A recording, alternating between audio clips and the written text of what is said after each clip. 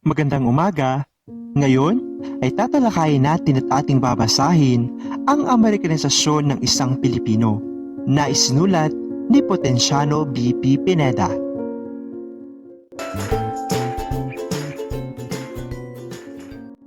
Ang de-Amerikanisasyon ng isang Pilipino ay isa sa pinakamalaking tungkuling dapat nating gampanan sa kasalukuyan. Ang Amerikanisasyon ay isang sakit na tumatalamak na sa katawan ng ating lipunan. Bunga nito ang maraming kapansanan ng bayan. Isang simulaing kardinal, katotohanan, palibhasa ng isang Pilipino ay mahalagang sangkap ng buong pamayanang Pilipino at ang pinagsama-samang individual, ang katipunan ng lahat ng mamamayan ng bansang ito ang bumubuo ng sangkapilipinuhan. Habang mahina, habang di ganap ang pagka-Pilipino ng kabuuan ito, ay di tayo makapagtatayo ng isang lipunang tunay na Pilipino.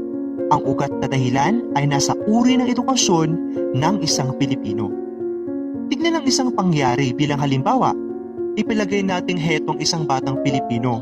Ang kanyang pamilya ay kabilang sa mga may kaunting pribilehiyo sa buhay, bagay na isinisiwalat ng kanilang katayuang ekonomiko.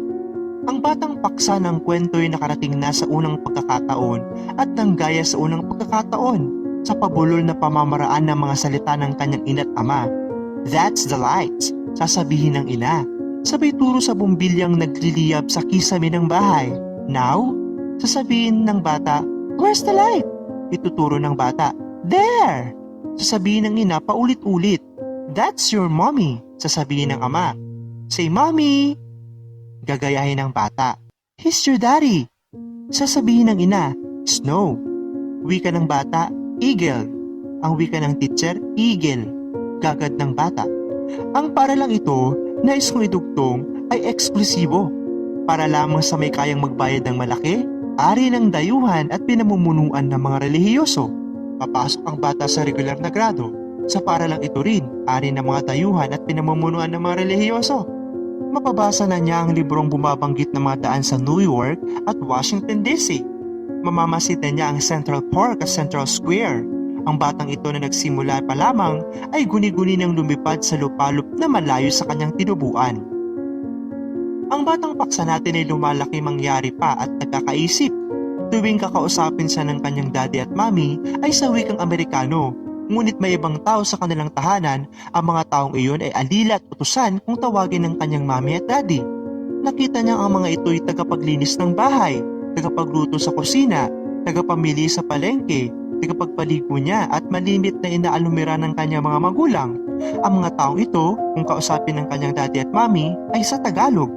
Hindi siya kinakausap sa wikang iyon ng kanyang daddy at mommy. Kaya, sa kanyang batang puso at utak ay tila man din nagpagbubukod niya ang kagamitan ng dalawang wika.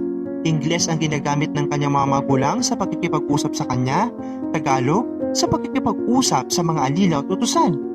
Ito'y kanyang mapagkakalakhan at kahit na tumanday iisipin niya, ipagmamansag niya sa katunayan na ang wikang Tagalog ay ginagamit lamang sa mga alila.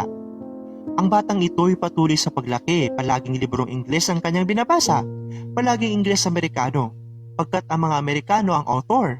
Dahil dito'y ayaw na rin niyang bumasa ng mga anumang sinulat ng kanyang mga kababayan sa wikang kanyang kinagisnan. Ang librong nasusulat sa Tagalog ay nagiging kasuklam-suklam sa kanya. Sa tahanan ay expose siya sa telebisyon, sa mga programang kinaganap sa wikang kanyang pinagkamalayan. Ganon din ang kanyang pinanood sa mga sine, kahit Class B o Class C sa kanya ay pinakamagaling pagkat ang mga artistang Amerikano ang nagsisiganap. Samantalang ang pelikulang Tagalog ay bulok sa kanya, walang pasubali. Siya isang ganap ng mayaman, marahil ay meron ng pananagutan sa buhay. Ngunit meron siyang sariling daigdig na kinikis na pa ng pumikit-tumilat na samot-saring kulay ng ilaw na gitab sa piling ng mga nagsasalita na Ingles. Malayo sa kanyang ibang daigdig, ang lalong malaking daigdig, ito'y ang lipunan ng mga nakabakya nang nagsisipagsalita ng katutubong wika at sa ganyan ay sumilang ang malaking pagitan ng mga Pilipinong pribilehiyado sa buhay at sa masa ng ating bayan. Totoong humaba ang simpleng kwentong aking isinasalaysay, ngunit gaya ng inyong napansin, ito'y naglalarawan ng yugto-yugtong pagkahubog ng isang batang Pilipino sa pagiging Amerikano at sa isip, sa salita at sa gawa. Ang trahedyang ito'y nakaturo sa ating sistema na edukasyon. Nang pumasok ang mga Amerikano sa loob ng Maynila, dala na nila ang sistema ng paturuang Amerikano. Ayon sa kasaysayang isinulat ng mga dayuhan at ng Pilipinong gumagamit ng saliming dayuhan, pumarito ang Amerikano upang hanguin tayo sa barbarismo. Bibigyan daw nila tayo ng edukasyon. Binigyan nga edukasyong popular pagkat sa simula ay naibukas sa lahat ng mga mamamayan. Ang wikang panturo ay kano, ang mga asignatura ay huluwad sa kano. Malayo na ang panahong iyon sa pagdaong ni Dewey sa ating pasigan, ngunit narito pa rin ang mga bakas. Isa tayong kolonya hanggang sa ngayon. Ang sistema natin ay tunay na kolonyal. Marahil ay di totoong Amerikano lamang ang dapat nating sisihin. Tayo man ay may kasalanan sa kabila ng totohanang binigyan tayo ng kalayaang pampolitika. Tayo na may pinanitiling nakagapos sa kaalipinang ekonomiko at edukasyonal. Sa panahon ay humihingi tayo ng pag-aaral sa ating mga suliranin sa pagtuturo. Ang hinihiling nating gumawa nito'y ang ating dating Panginoon, ang mga Amerikano. Sila rin ang nagmungkahi ng sa ating kalutasan. At kung di magbunga ng maigi, tayo ang nagdurusa. Kasalanan natin ngunit di natin gustong magkaganito. Biktima tayo ng kasaysayan. Ganito ang ating palad. Gayunman, ang tanong ko'y, di na ba tayo bubulas? Di na ba tayo lalaki at di na ba tayo magiging ganap na bansa? Sui juris na lingwahe ng batas? Sa sinundang broadcast ay sinabi namin sa inyo kung ano ang paraang ginagawa sa pagpapalaganap dito sa wikang Amerikano. Ang wika at edukasyon ay makaugnay. Ngayon ay marami pang tulong sa edukasyon na kaloob ng Estados Unidos. Hindi natin matiyak ang mga tali ng tulong na ito. Sa kawalan na mapangahawakang konkretong ebidensya ay makapagbibigay lamang tayo ng mga hinuha. Maaaring sabihin ng kaloob sa atin ay udyok ng damdaming altruistiko ng ating dating Panginoon. Ito'y kaya'y kapanipaniwala? Hindi ba't sa maraming pagkakataon ay lumilitaw ang katotohanan sa kapakanang Amerikano lamang ang paglilingkod na ginawa rito ng Amerikanong kinatawan ng pamamahalang Amerikano at pati ng kanilang ahenteng na brainwash pagkatapos magtamasa ng kwalta ng scholarship at grant? Isang kababawan, kung di man katunggakan, ang mag-aakalang tunay na nagbubuhos dito ng salapi at panahon ng Estados Unidos dahil lamang sa kapakanang Pilipino. Sa katunayan ay naglilingkod sila sa kapakanan ng Estados Unidos at sa kalulahatian ng Unyon. Ito ang hinahangaan ko sa mga Amerikano.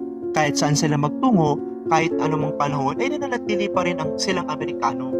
Tapos tayo sa bagay na ito. Tayo pa nga ang tumatayong tagapagtanggol nila na para bagang kailangan pa natin ipagtanggol sila. Ang isang Pilipino, lalo na ang kabilang sa kapamilyang ginagawa kong halimbawa sa simulang komentaryong ito, ay madaling maging Amerikano. Kaawa-awang ang bayang ito. Ang lahat ng ating pagsisikap na maging tunay na Republikang Pilipino ay mabibigo habang dayuhan ng sistema ng ating paturuang pambansa.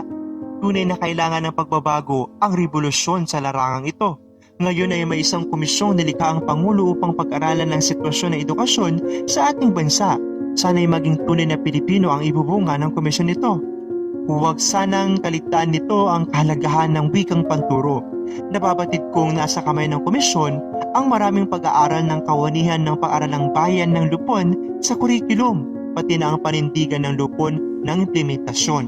Hindi ako isang manghuhula, ngunit masasabi ko ng walang alinlangan habang bibitbid ang ating parturang pambansa ng sistema Amerikano at habang tinatagikawan tayo ng wikang Amerikano, mananatili tayong second-rater lamang sa edukasyon, manggagaya at batayang walang bait sa sarili. Ang wikang Pilipino'y handa upang gamitin sa de-Amerikanisasyon ng isang mamamayang Pilipino.